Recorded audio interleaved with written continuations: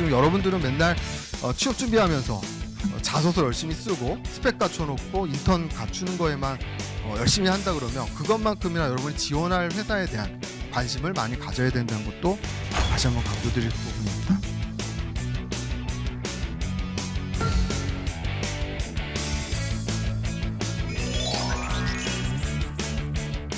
이름대로 회사에만 구직자가 몰리고 이름을 듣지 않은 회사들은 지원을 안 하기 때문에 오늘 여러분들이 온 이유는 여기에서 여러분들이 신마리를 찾아야 되지 않을까. 그렇죠? 이름을 안 들었던 중견기업을 얼마나 여러분들이 많은 관심을 갖고 지원을 하냐에 따라서 채용의 확률은 달라질 거다.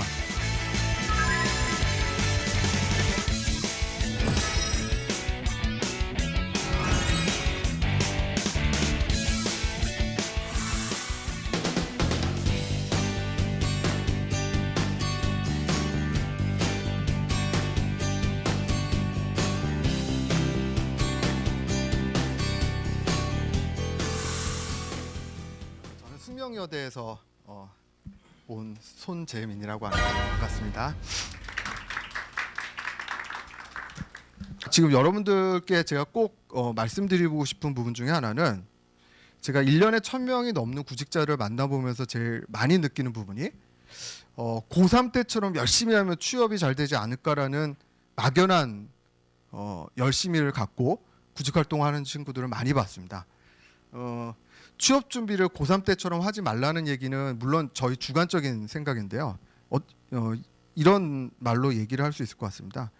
고3 때는 아마 수능을 보셨다면 수능 몇 점에, 내신 몇 등급에 특기 몇 개를 갖고 취업 준비를 하셨을 겁니다. 그러면 내 실력에 맞는 그 점수에 맞는 대학을 어플라이를 했을 거고요. 아예 못 쳐다볼 수 있는 학교, 상위권이라면 그 대학은 안 쳐다봤을 거고요.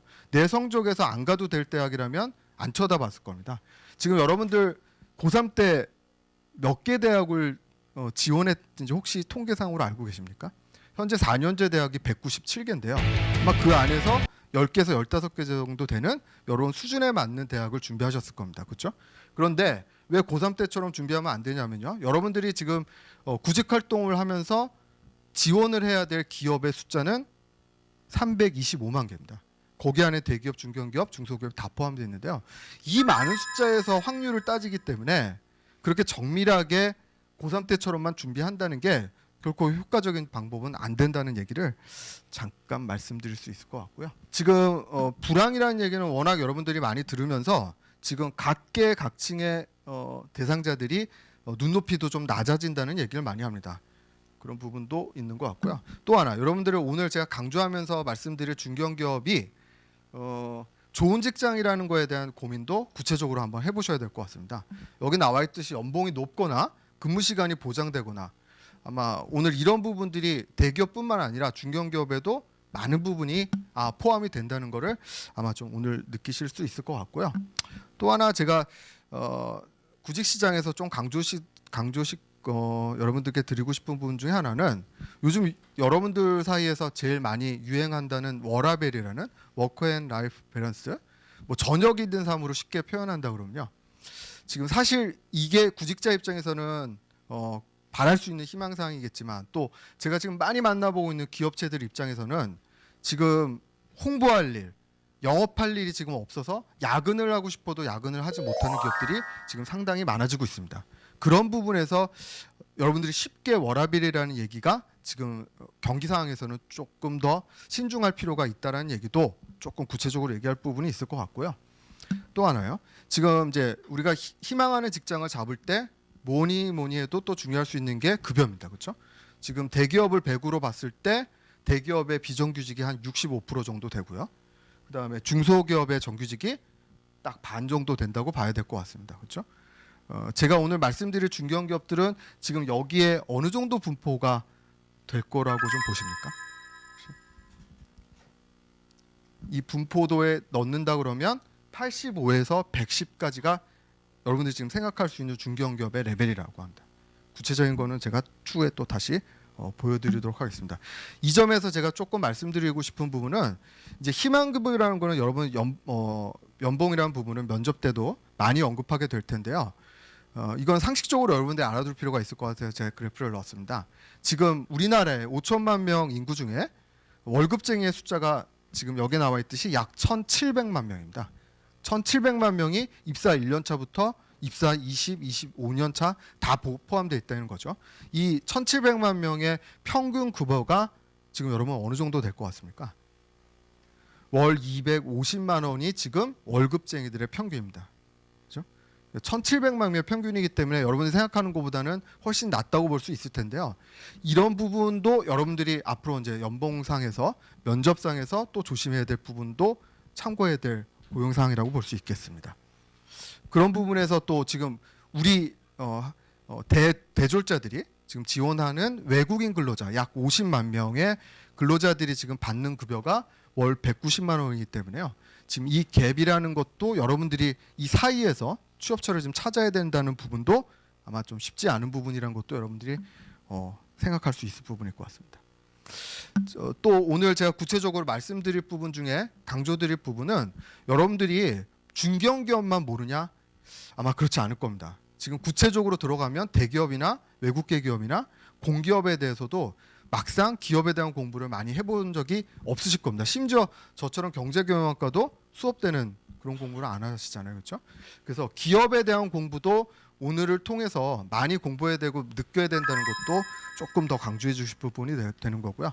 그런 점에서 지금 여러분들은 맨날 취업 준비하면서 자소서 열심히 쓰고 스펙 갖춰놓고 인턴 갖추는 거에만 열심히 한다 그러면 그것만큼이나 여러분이 지원할 회사에 대한 관심을 많이 가져야 된다는 것도 다시 한번 강조드릴 부분입니다. 특히 지금 여러분들하고 저하고 관심을 가져야 될 부분은 청년 고용률입니다. 청년 고용 동향을 보다 보면 2000년도부터 시작되는 그래프에서 이렇게 많은 일자리의 예상과 투자를 함에도 불구하고 좀처럼 실업률은 청년 일자리는 해결이 되지 않고 있는 상황이라는 것도 여러분들이 아마 하루하루 느끼고 계실 겁니다. 혹시 스마일게트라는 판교에 소재한 회사라 혹시 아십니까? 네, 이 회사가 지금 이제 벌써 5년 전 얘기인데요.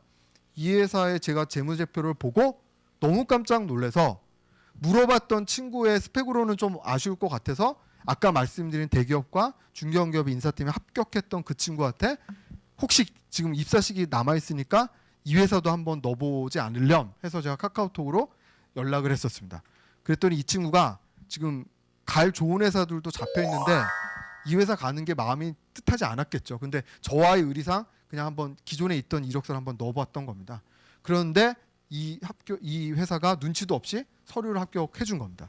그래서 이 친구가 이 회사에 저한테도 연락도 따로 없이 1차 서류 합격해서 면접을 갔는데요. 5년 전에 여기 인사팀의 비율이 어느 정도였냐면 면접을 30명이 1차 면접을 봤는데 지원자가 2,000명이 넘었다는 겁니다. 그리고는 1시간 넘게 면접을 봤었는데요. 면접이 그간 다른 데 대기업이나 중견기업 면접보다 훨씬 더 어려울 정도로 난이도가 높았다는 겁니다. 그리고는 이 친구가 1차 면접이 끝나고 집에 가는 길에 조금 울먹이는 목소리로 저한테 전화를 했는데요. 울먹이는 거는 저한테는 그런 얘기를 했습니다. 제가 세상을 너무 겸손하지 않게 살았던 것 같다. 이런 회사도 있다는 거를 몰랐었는데요 하면서 저한테 울먹였었는데요. 실제로 그 친구는 그것 때문에 울먹였는지는 잘 모르겠는데요. 1차 면접비가 이 회사가 얼마였냐면요. 18만 원이었습니다. 그래서 지금은 요즘은 많이 떨어진 걸로 지금 제가 알고 있는데요. 5차 면접을 보면서 면접비로만 70만 원이 넘을 정도로 이 재무구조가 탄탄한 회사에 최종 합격을 해서요. 결국은 여러분들이 다 아는 대기업과 이름을 들었던 중견기업에 안 가고요. 결국 이쪽 인사팀에 최종 합격했던 친구가 있습니다. 지금 제가 말씀드린 이 회사는요. 아시는 분은 아시고 저처럼 모르는 게임을 모르는 사람은 모를 텐데요. 이 회사의 매출의 95%는 중국의 게임을 수출하는 그런 중견기업 게임 회사입니다. 이 회사를 말씀드릴 때 제가 이제 중견기업 때 좀 강조하는 부분 중에 하나는 재무 상태가 좋은지 여부를 여러분들이 좀 확인을 해야 되는데요. 제가 이 회사를 설명할 때 여러분들한테 꼭 질문하는 게 있습니다. 매출이 5천억이라 그러면 좋은 회사입니까? 안 좋은 회사입니까? 혹시? 안 좋은 회사입니까? 매출이 1조면 좋은 회사입니까? 안 좋은 회사입니까? 좋은 회사예요. 예, 제가 바보 질문을 했었거든요. 왜냐하면 매출이 5천억이다, 1조다. 예를 들면 30조인 대우조선해양은 좋은 회사입니까? 아니잖아요. 그러니까 중요한 거는 매출이 얼마냐는 게 중요한 게 아니라 영업이익 많이 남느냐가 중요한 거죠. 그러면 그러니까 매출이라는 거는 시장의 크기만 얘기하는 거죠. 그래서 만약에 1조 매출을 한다면 삼성전자나 아모레퍼시픽처럼 영업이익이 많이 남는 회사들 보통 몇 프로 정도로 알고 계십니까? 영업이익이요? 10%. 그렇죠? 네. 우리나라에서 그 잘 나간다는 회사들의 영업이익률이 보통 10에서 12%면 최우수 회사입니다. 그렇죠? 그다음에 우리 여학생들이 지원을 많이 하는 서비스 회사나 식음료 같은 경우에는 5% 영업이익이 남기가 어렵거든요. 그렇죠? 그래도 좋은 회사란 겁니다. 그런데 지금 여러분들 제가 좀 여기서 멀어서 그런데요. 제가 봤던 2011년도의 매출이 약 2천억이 조금 안 됐습니다. 그러면 2천억 정도면 삼성전자급이면 영업이익이 몇 억 정도가 남아야죠. 200억 정도 남아야 되잖아요. 그렇죠?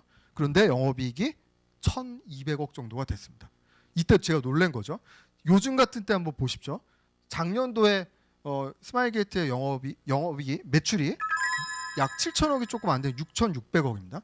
그럼 6,600억이면 영업이익이 우리 상식적으로 치면 삼성전자급이라면 600억 정도 남으면 정말 좋은 회사인데요. 몇 억이 남았죠? 3,700억이 남았습니다. 이런 회사가 아직 저는 이 이후에 이렇게 재무제표가 좋은 회사를 본 적이 없는데요.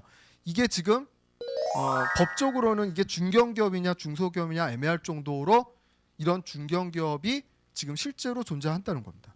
그렇죠? 이 회사는 이렇게 이제 돈이 많고요. 매출도 커지고 영업이익이 좋다 보니까 지금 여기에 대표가 지금 저하고 나이가 동갑인데요. 45인데요. 이 권혁비라는 대표보다 우리나라에 돈이 많은 사람이 지금 위에 보신 이 세 분 빼고는요. 우리나라에 돈 더 많은 사람이 없을 정도로요. 이 회사의 값어치는 정말 계속 올라가고 있습니다. 지금 말씀드린 스마일게이트를 포함한 지금 영업이익이 이렇게 좋은 회사들의 집단이 지금 게임 업체들이 지금 상당히 영업이익이 좋은 편입니다. 이건 아마 다른 회사들은 여러분들이 워낙 잘 아는 회사들이라 잘 아실 텐데요. 이런 업체들도 여러분들이 많이 아신다면 아마 좋은 도움이 될 것 같습니다.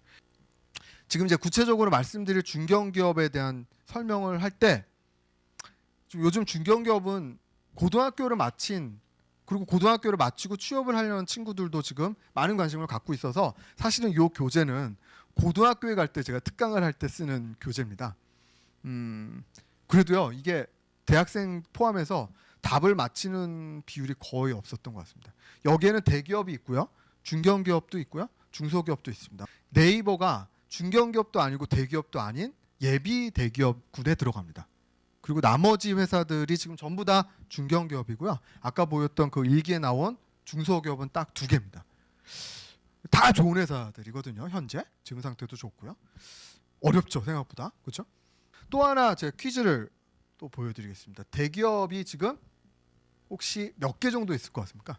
OCI하고 효성이라는 2개만 대기업이고요. 나머지는 전부 다 중견기업입니다. 그렇죠? 제가 시간만 있다면 이 회사들을 다 설명을 드릴 텐데요. 우선 답만 맞추기가 쉽지 않다는 게 그러니까 여러분들이 좀 아마 중견기업 이해가 쉽지 않았을 겁니다. 그렇죠? 마지막 퀴즈일 것 같습니다. 지금 우리나라의 삼성의 그룹의 계열사가 60개가 넘는다고 하는데요.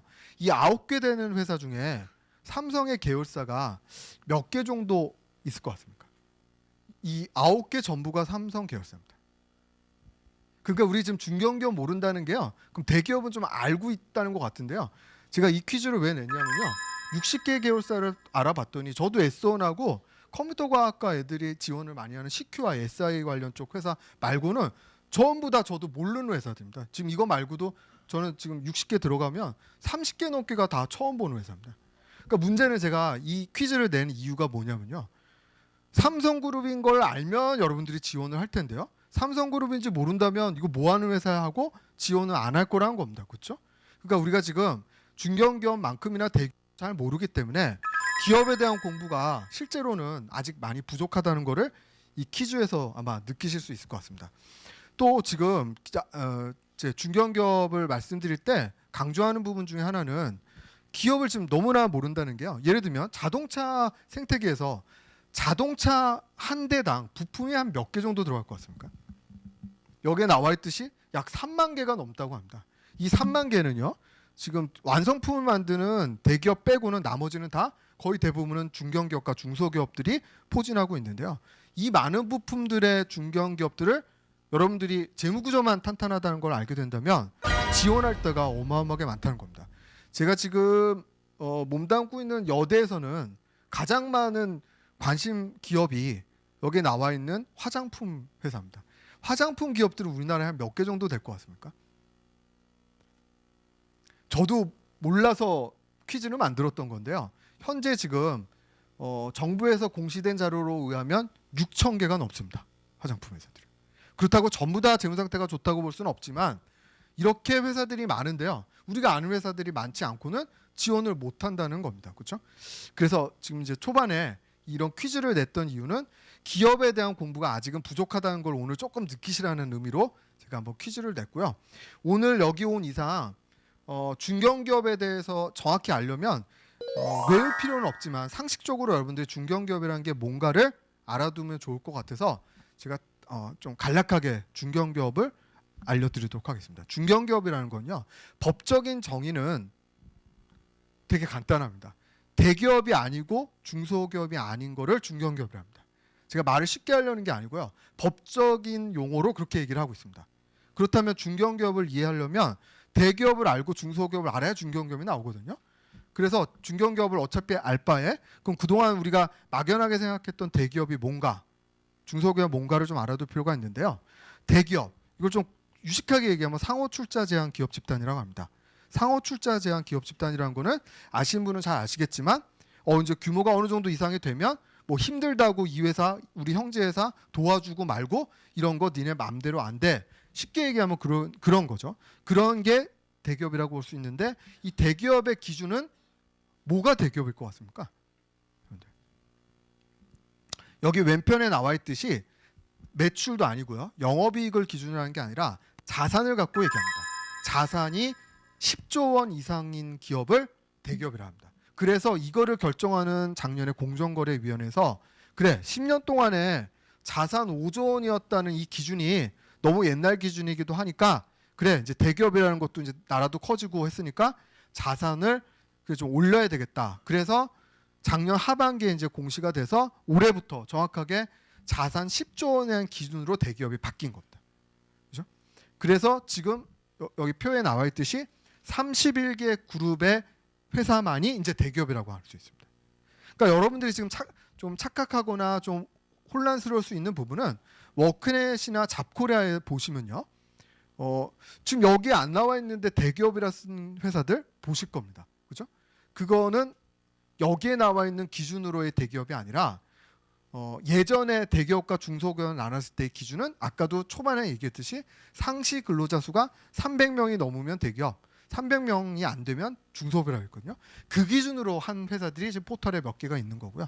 실제로 여러분들이 상식적으로 알아야 될 기준은 자산이 10조 원이 되는 회사를 대기업이라 그런다. 그러면 지금 대기업에다가 30여 개가 뚝 빠졌잖아요.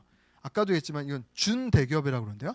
이거를 이제 무슨 용어로 할까 올해 공정원에서 고민을 하면서 공시대상 기업 집단이라는 걸로 한마디로 이건 대기업도 아니고 중소기업도 아니고 예비 대기업이다. 이렇게 볼 수 있는 그룹들이 약 30여 개가 있다는 겁니다. 이건 거의 대기업이라 봐야 되겠죠. 그렇죠? 이렇게 대기업의 기준은 자산이 10조 원 이상이다. 그래서 이렇게 하나를 외워야 되겠고요. 그럼 중견기업이 아까 또 하나 아닌 건 뭐라 그랬죠? 중소기업이 아니라 그랬죠. 그렇죠? 중소기업은 여러분들이 외울 수가 없습니다. 왜냐하면요. 여기 지금 표에 나와 있듯이 업종별로 기준이 다 틀립니다. 업종별로 3년 평균 매출액이 예를 들면요. 의복이나 일자금속이나 전기장비 같은 경우에는 3년 평균 매출액이 1,500억이 넘으면 중견기업. 그거보다 이하면 중소기업이거든요. 이거는 여러분들이 알 수가 없죠. 그냥 이렇게 나눠진다는 것만 알면 될 것 같습니다. 중소기업. 예를 들면 숙박이나 부동산 임대업이나 교육 서비스업도 중견기업이 될 수 있는데요. 그 기준은 3년 평균 매출액이 400억이 넘을 때 이런 기준을 하거든요. 그러니까 여러 업종마다 중견기업과 중소기업을 나눈 기준은 다르다. 요런 정도만 이해하시고 이걸 뭐 굳이 들어가서 여러분들이 지원하는 회사가 중견기업이다, 중소기업이다 이렇게 나눌 필요는 없을 거니까 상식적으로 이렇게 나눠진다는 것만 이해하시면 될 것 같고요. 참고로 지금은 폐지가 됐는데요. 이것도 하나 알아두시면 좋을 것 같습니다. 예전에 중소기업하고 중견기업을 나눈 기준이 너무 복잡해서요. 예전에 얼마 전까지 요 세 가지 기준으로 한 가지만 걸려들면 중견기업을 했습니다. 여기 나와 있듯이 상시 근로자 수가 1000명이 넘으면 무조건 중견기업, 업종에 상관없이 중견기업이었고요. 자기자본금이 1000억이 넘으면 중견기업이 됐고요. 마지막으로 3년 평균 매출액이 1500억이 넘으면 중견기업이 됐고 1499억이었으면 중소기업이 되는 겁니다. 그렇죠? 그래서 그런 기준으로 나눴다. 그래서 다시 한번 말씀을 드리면 중견기업이라는 정의는 대기업이 아니고 중소기업이 아닌데 대기업이라는 정의는 자산이 10조 원 이상인 31개 그룹 집단을 얘기한다. 이렇게 우선 이해하시면 될 것 같습니다. 제가 중견기업을 말씀드리면서 꼭 강조드리는 몇 가지 개념이 좀 몇 개가 더 있습니다.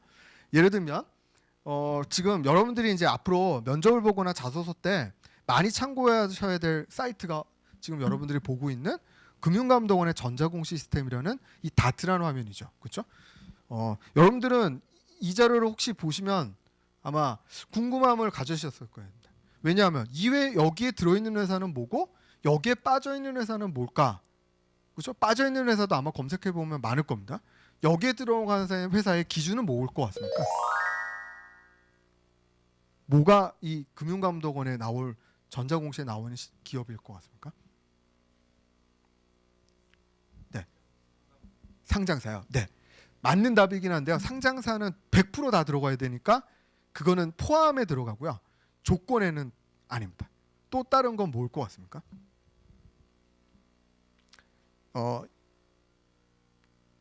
제가 설명을 드리는 아마 이 단어를 사람이나 자콜이나 이런 데서 어쩌다 보셨을 겁니다. 외감이라는 거야. 그 단어를 아마 여러분들이 정의를 잘 못 보셨을 텐데요. 외감, 이건 뭐의 약자냐면 외부감사 대상 법인을 말합니다. 외부감사라는 거는요. 여기 밑에 나와 있죠. 자산이 얼마 이상, 또 부채가 얼마 이상, 아니면 상장사는 100% 이런 회사들의 조건이면 무조건 외부 감사를 받아라. 외부라는 거는 누구를 얘기하냐면 공인회사와 세무사를 말합니다. 이 사람들이 얼마 정도 규모의 회사들은 반드시 니네들끼리 격리틈으로 하는 게 아니라 외부의 감사를 받아야 된다는 겁니다. 그러니까 아까도 말씀드린 금융감독원의 전자공 시스템에 올라온 기업들은 상장사도 당연히 포함되어 있지만 또 근본적인 조건은 외부 감사를 받는 회사들은 반드시 여기에 올라와야 됩니다. 그러니까 외부 감사라는 거는 여러분 쉽게 생각하면요. 지금 여기에 나와 있는 이 조건 이거 뭐 외워지지도 않으실 거고요. 이 정도 조건이라 그러면 중견기업 또는 예비 중견기업 레벨이라고 보시면 될 것 같습니다. 그렇죠? 예. 그래서 외감이라는 거를 여러분들이 좀 이해하신다 그러면 앞으로 지원할 때 회사 종류에 외감이라고 써 있는 거, 요 정도 규모면 중견기업 또는 예비 중견기업 정도가 되구나라는 거를 조금 이해하시는 필요해서 제가 이 정의를 좀 알려드리는 거고요. 이 숫자가 2,200여 개 정도가 됩니다. 상장된 회사가. 물론 코스닥, 코스피 다 합쳐서요. 이 상장된 회사를 다 포함하는데요. 이 상장된 회사는 여러분들이 알고 있다시피 대기업도 많이 있고요. 아까 지금 지나갔던 슬라이드에 중견기업도 많이 있고요. 지금 중견기업을 앞두고 있는 실력이 있는 스타트업의 예비 중견기업들도 이 안에 많이 있습니다. 그러니까 상장사 정도를 여러분들이 재무구조가 좋다면 지원을 당연히 해야 되는 거라는 걸 이번 중견기업 때도 좀 알려드리고 싶은 부분이고요. 또 하나 추가적으로 알려드리고 싶은 사항은 비상장 법인입니다. 상장을 하지 않다면 규모가 아까 제가 매출이 5천억이나 1조를 갖고 좋다 나쁘다를 평가할 수 없다 했듯이 상장되지 않은 회사는 별 볼 일 없고 안 좋은 회사고 상장된 회사는 규모가 크고 좋은 회사 그게 아니라는 거죠. 비상장된 회사에서도요.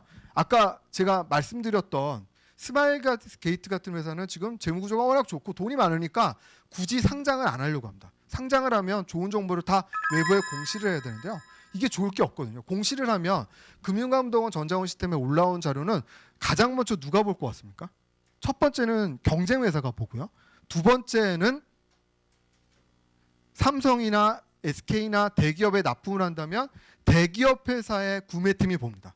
그래서 그 회사 재무 구조가 좋으면 맨날 영업할 때 우리 회사 어려우니까 단가 깎아달라고 했는데 재무 상태 좋으면 이거 그동안 거짓말했구나를 알 수 있는 게 이 재무 상태이기 때문에 사실 상장을 해가지고 정보를 공개한다는 거는 회사 입장에서는 많은 리스크를 안고 있거든요. 그래서 이 비상장 회사에서도 많은 좋은 중견기업이 많다는 것도 오늘 좀 추가적으로 여러분들께 말씀드릴 수 있을 것 같습니다. 그래서 지금 현재 제가 설명드렸던 중견기업의 숫자는요. 지금 우리나라에 325만 개 정도 회사가 있다 그러면 아까 말씀드린 자산 10조 원이 되는 31개 그룹, 이게 그룹이기 때문에 계열사를 다 헤쳐 모으면 약 1,200여 개 정도의 대기업이 있습니다. 그렇죠? 아까도 모르는 회사가 많다는 거죠. 그게 지금 전체 숫자로 보면 325만 개를 기준으로 했을 때 0.03%밖에 안 된다는 거죠. 그러니까 지금 내가 구직자라고 할 때 이 대기업에만 지출한다는 게 얼마나 이게 낮은 확률이라는 거는 이 숫자에서 보면 알다시피 여기 1266개가 올해와 내년에 채용을 거의 하는 회사가 그렇게 많지 않다는 점에서 이것만 노린다는 거는 얼마나 리스크가 높은 구직 활동이라는지를 좀 이해한다면 지금 아까 얘기했던 대기업이 아니고 중소기업 아닌 기술력을 갖고 있는 중견기업이 우리나라에 현재 3,500개가 있습니다. 3,500개. 이게 지금 전체 숫자의 기업으로 봤을 때는 약 0.1% 정도가 되는데요. 최소 0.1% 정도 대기업 합치면 0.13% 정도 숫자는 돼야 확률이 높은 싸움이 될 것이다. 그 부분을 좀 강조하고 싶고요. 특히 이제 우리나라도 독일처럼 이제 많은 중견기업들 발전을 해야 될 것 같은데요. 우리나라가 지금 현재 0.1%밖에 되지 않는 3,500개의 중견기업이 실제로 고용에서는 비중이 약 10% 정도가 될 정도로 중견기업에서 뽑는 인원은 대기업보다 훨씬 경쟁력이 높다는 겁니다. 그렇죠? 이런 부분도 여러분들이 좀 이해하시면 좋을 것 같고요. 다만 이런 부분이 있습니다. 아까도 인적성을 본다는 시험을 제가 얘기했던 것처럼 밴드웨곤이라 그래서 여러분들이 알 수 있을 만한 중견기업들, 예를 들면 NC소프트, 넥슨, 아까 얘기했던 스마일게이트, 그 다음에 샘표식품, 오뚜기, 빙그레, 농심, 뭐 다이소, 한샘, 퍼시스, 이런 중견 이름을 들었던 회사들은 여러분도 다 알다시피 지원자가 많습니다. 왜? 잘 아니까요. 꼭 대기업이라고 또 착각하고 있기도 하고요.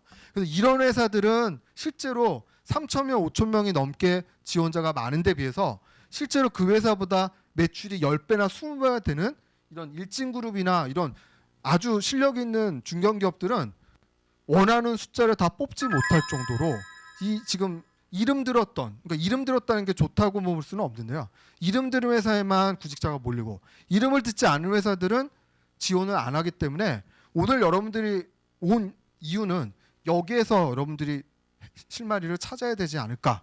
그죠? 이름을 안 들었던 중견기업을 얼마나 여러분들이 많은 관심을 갖고 지원을 하냐에 따라서 채용의 확률은 달라질 거다. 이 부분을 말씀드릴 수 있을 것 같습니다. 또 하나 아까 제가 말씀드린 대로 지금 여러분들은 제가 지금 강조하는 중견기업만 관심을 가져서는 안 되고요.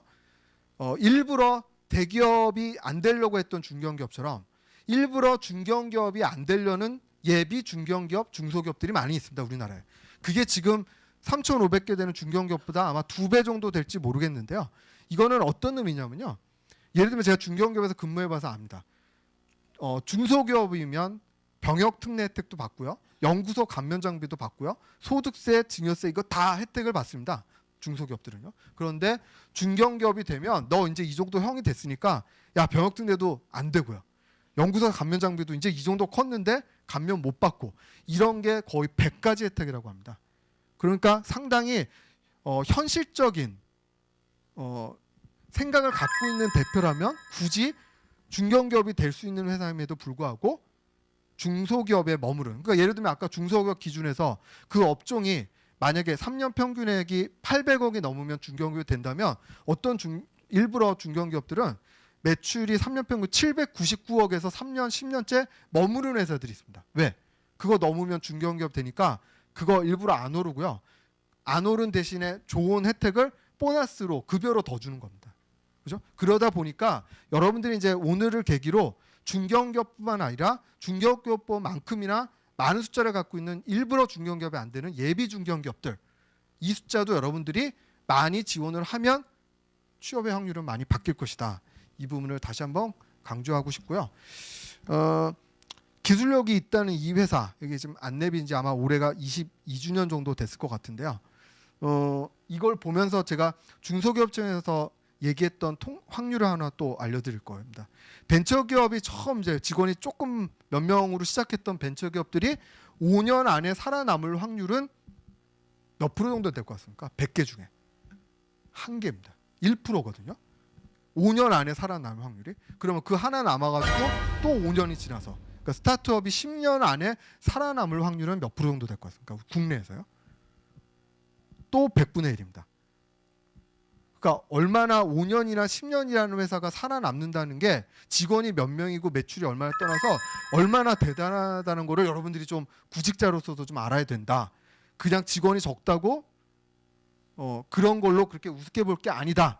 5년, 10년이 살아남았다는 얘기는 그런 모든 헤쳐나간 경과를 다 했다는 얘기가 될 것 같습니다.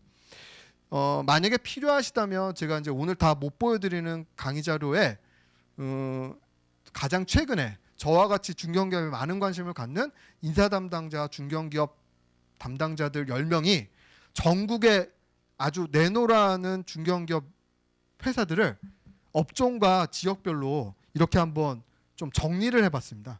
여러분들이 기업 분석하는 게 얼마나 어렵다는 거를 저희가 스스로 이 자료를 만들면서 알게 됐는데요. 그만큼 중견기업 분석하는 거 참 어려운데요. 이 괜찮다고 할 수 있는 중견기업 리스트들 만약에 필요하시다면 내일 이후에 제가 다 전달 드릴 텐데요. 이런 것들을 여러분들이 얼마나 많이 아냐에 따라서 아마 취업 확률은 또 바뀔 거라는 것도 또 다시 강조해 드릴 부분이라고 볼 수 있을 것 같아요. 곳곳에 중견기업들이 워낙 많은데요. 아까도 스마일게이트 옆에 보면 또 마이다스 IT라는 회사가 있습니다. 이 지진이 나면 검색어 1등이 되는 회사이기도 한데요. 아시는 분은 아시겠지만 이 회사는 내진 설계 소프트웨어 회사라고 합니다. 예전에 포스코 계열사로 시작해서 스타트업을 시작해서 지금 이 정도 중견기업으로 커나갔는데요. 이 회사는 네 가지가 없다고 합니다. 스펙을 안 보고요. 징벌이 없고요. 마지막으로 상대평가가 없고 정년이 없다고 합니다. 이 회사가. 이런 회사 여러분들이 안다 그러면 지원을 안 할 이유가 없다는 거죠. 이름을 몰라서 지원을 안 하는 사람들이 아니라면 이런 회사들 많이 알수록 좋겠죠. 지금 또 마침 또 지금 기술력 있는 중견기업들이 지금 많이 포진한 데가 분당인데요. 분당에 또 소재하고 있는 티맥소프트라는 회사도 워낙 지금 기술력을 많이 갖고 있다 보니까 뭐 여러 가지 복지 여건이나 이런 것도 뭐 굳이 설명을 안 해도 좋을 것 같습니다.